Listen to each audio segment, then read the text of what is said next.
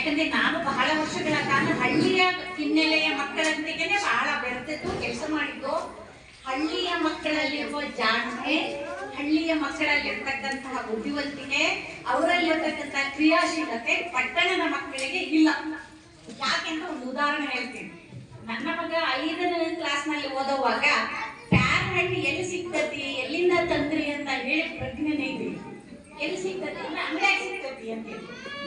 ಹಾಲು ಹೆಂಗ್ ಬರ್ತೈತಿ ಅಂದ್ರೆ ಪ್ಯಾಕೆಟ್ ನಲ್ಲಿ ಸಿಗ್ತತಿ ಅಂತ ಹೇಳ್ತಾ ಇದ್ದಾರೆ.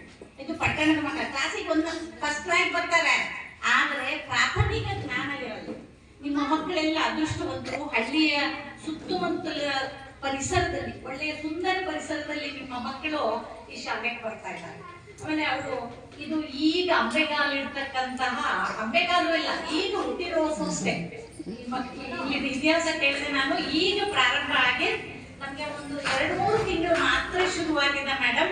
ಆಮೇಲೆ ನಾವು ಈ ಪ್ರೋಗ್ರಾಮ್ ಅನ್ನ ಕಂಡಕ್ಟ್ ಮಾಡೋದಕ್ಕೆ ಒಂದು ವಾರ ಮಾತ್ರ ಟೈಮ್ ತಗೊಂಡಿದ್ದೀವಿ. ಅಷ್ಟರಲ್ಲೇ ಇಷ್ಟರ ಮಟ್ಟಿಗೆ ಧೈರ್ಯವಾಗಿ ಸ್ಟೇಜ್ ಮೇಲೆ ಬಂದು ನೀವೆಲ್ಲರೇ ಇದರಿಗೆ ಮಕ್ಕಳು ಒಂದು ತಮ್ಮ ಪ್ರೋಗ್ರಾಮ್ ಅನ್ನ ಕೊಡ್ತಾರೆ ಅಂದ್ರೆ ಇದು ಸಾಮಾನ್ಯದಲ್ಲ.